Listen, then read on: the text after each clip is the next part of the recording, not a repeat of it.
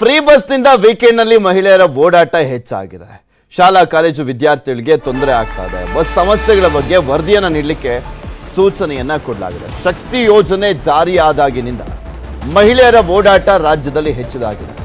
ಮೊನ್ನೆ ಒಂದು ವರದಿ ನೋಡ್ತಾ ಇದ್ವಿ, ಒಂದು 25 ಲಕ್ಷ ಜನ ಎಕ್ಸ್ಟ್ರಾ ಓಡಾಡ್ತಾ ಇದ್ದಾರೆ, ಅಂದ್ರೆ ಹೆಚ್ಚಿನದಾಗಿ ಬಸ್ ಅನ್ನ ಬಳಕೆ ಮಾಡ್ಕೊಳ್ತಾ ಇದ್ದಾರೆ ಅಂತ. ವೀಕೆಂಡೇ ಆಗಿರ್ಬೋದು, ಮಾಮೂಲಿ ದಿನನೇ ಆಗಿರ್ಬೋದು.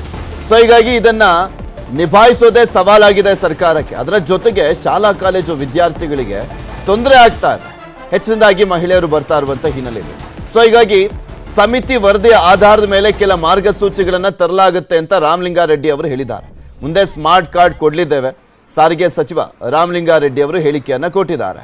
ರಾಮಲಿಂಗಾರೆಡ್ಡಿ ಅವರನ್ನ ನಮ್ಮ ಪ್ರತಿನಿಧಿ ಶರಣು ಹಂಪಿ ಮಾತನಾಡಿಸಿದ್ದಾರೆ. ಈ ಸಂದರ್ಭದಲ್ಲಿ ರಾಮಲಿಂಗಾರೆಡ್ಡಿ ಅವರು ಏನು ಹೇಳಿದ್ರು ನೋಡೋಣ.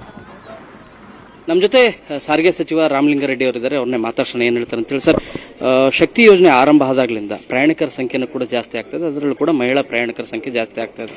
ಇದರಿಂದ ಆದಾಯಕ್ಕೆ ಸಾಕಷ್ಟು ತೊಂದರೆ ಆಗ್ತಾ ಇದೆ. ಇದನ್ನು ಹೇಗೆ ಮ್ಯಾನೇಜ್ ಮಾಡ್ತೀರಿ? ಪ್ರತಿದಿನ 20 ರಿಂದ 25 ಲಕ್ಷ ಜನ ಮಹಿಳಾ ಪ್ರಯಾಣಿಕರು, ಜೊತೆಗೆ ಪುರುಷ ಪ್ರಯಾಣಿಕರು ಕೂಡ ಜಾಸ್ತಿ ಆಗಿದ್ದಾರೆ.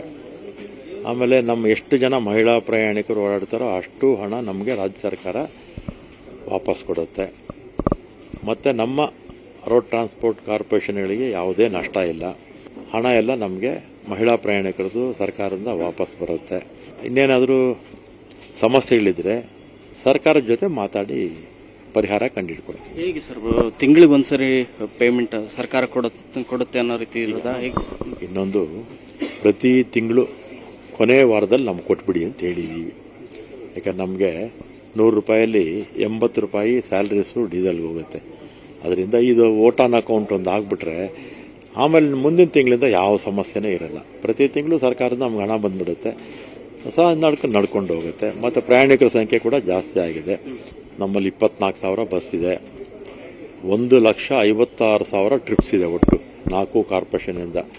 ಎಲ್ಲೋ ಒಂದು ಟ್ರಿಪ್ಪಲ್ಲಿ ಏನಾದರೂ ಒಂದು ಸಣ್ಣ ಘಟನೆ ಆಗಿಬಿಟ್ರೆ ಅದನ್ನು ಈ BJP ಅವರು, ಆಮೇಲೆ ಈ ಅವ್ರದ್ದು IT ಸೆಲ್ ಇದೆ BJP ಅವ್ರದ್ದು, ಸುಮ್ಮನೆ ಒಂದನ್ನು ಹಾಕ್ಬಿಟ್ಟು 1,50,000 ಟ್ರಿಪ್ಪಲ್ಲಿ ಎಲ್ಲನ ಒಂದು ಸಣ್ಣ ಘಟನೆ ಆದರೆ ಅದನ್ನು ಮಸಾಲೆ ಹಾಕಿ ಅದನ್ನು ಸುಮ್ಮನೆ ಸೋಷಿಯಲ್ ಮೀಡಿಯಾದಲ್ಲಿ ಹಾಕ್ತಾರೆ.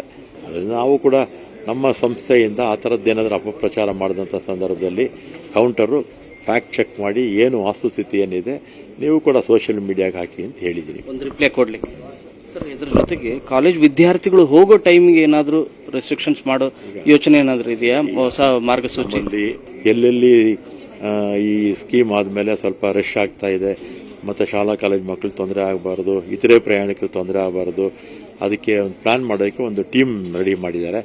ಆ ಟೀಮ್ ವರದಿ ಕೊಟ್ಟ ಮೇಲೆ ಸೆಟ್ರೇಟ್ ಮಾಡ್ತಾರೆ. ಶಕ್ತಿ ಯೋಜನೆ ಆರಂಭ ಆದಾಗಿಂದ ತಮ್ಮ ಇನ್ನೊಂದು ಖಾತೆನೂ ಇದೆ, ಮುಜರಾಯಿ ಖಾತೆ. ಸೊ ಪುಣ್ಯಕ್ಷೇತ್ರಗಳಿಗೆ ಹೋಗೋ ಸಂಖ್ಯೆನೂ ಜಾಸ್ತಿ ಆಗಿದೆ ಮತ್ತು ಅಲ್ಲಿ ರೆವಿನ್ಯೂ ಕೂಡ ಜಾಸ್ತಿ ಆಗ್ತಾ ಇದೆ ಅಂತ ಮಾಹಿತಿ ಬರ್ತಾ ಇದೆ. ಅದು ಈ ತಿಂಗಳು ಕೊನೆಯಲ್ಲಿ ಗೊತ್ತಾಗುತ್ತೆ. ಒಟ್ಟಲ್ಲಿ ರಶ್ ಅಂತೂ ಜಾಸ್ತಿ ಆಗಿದೆ, ಗುಂಡಿಗಳ ಎಣಿಕೆಯಲ್ಲೂ ಕೂಡ ಜಾಸ್ತಿ ಇದೆ. ಅದು ಇನ್ನೂ ಇಲ್ಲ, ಅದು ತಿಂಗಳಿಗೊಂದ್ಸಲಿ ಎಣಿಕೆ ಮಾಡ್ತಾರಲ್ಲ, ಸಹಜವಾಗಿ ಆಗುತ್ತೆ ಬಿಡಿ, ಜಾಸ್ತಿ ಆಗುತ್ತೆ. ಸರ್, ಸ್ಮಾರ್ಟ್ ಕಾರ್ಡ್ ಯಾವಾಗ ಸರ್? ಯಾಕಂದ್ರೆ ನೀವು ಆರಂಭದಲ್ಲಿ ಹೇಳಿದ್ರಿ ಇದಾದ ಒಂದು 2 ತಿಂಗಳೊಳಗಡೆ ಸ್ಮಾರ್ಟ್ ಕಾರ್ಡ್ ಶುರು ಮಾಡ್ತೀವಿ ಅಂತ ಹೇಳಿ. ಯಾವಾಗ ಸರ್? ಈಗ ಸರ್ಕಾರ ಹಣ ಕೊಡೋದ್ರಿಂದ ಕ್ಯಾಬಿನೆಟ್ ಕಳಿಸ್ತಾ ಇದ್ದೀವಿ. 4 ಕಾರ್ಪೊರೇಷನ್ಗೆ ಒಂದೇ ಕಾರ್ಡ್ ಇರುತ್ತೆ. ಯಾವಾಗಿಂದ ಶುರು ಆಗ್ಬೋದು ಸರ್? ಕ್ಯಾಬಿನೆಟ್ ಅನುಮತಿ ಆದ ತಕ್ಷಣ ಮಾಡ್ತೀವಿ. ಈಗ ಪ್ರಯಾಣಿಕರಿಗಂತೂ ಏನು ತೊಂದರೆ ಇಲ್ಲ. ಚೀಟಿ ತೋರಿಸ್ಬಿಟ್ಟು, ಗುರುತಿನ ಚೀಟಿ ತೋರಿಸ್ಬಿಟ್ಟು ಹೋಗ್ತಾ ಇದ್ದಾರೆ, ಯಾವ ಸಮಸ್ಯೆನೂ ಇಲ್ಲ. ಇದು ಸಾರಿಗೆ ಸಚಿವ ರಾಮಲಿಂಗಾರೆಡ್ಡಿ ಅವರ ಮಾತು. ಬೆಂಗಳೂರಿನಿಂದ ಕ್ಯಾಮರಾ ಪರ್ಸನ್ ಗುರುಶೇಖರ್ ಜೊತೆ ಶರಣು ಹಂಪಿ, ನ್ಯೂಸ್ 18.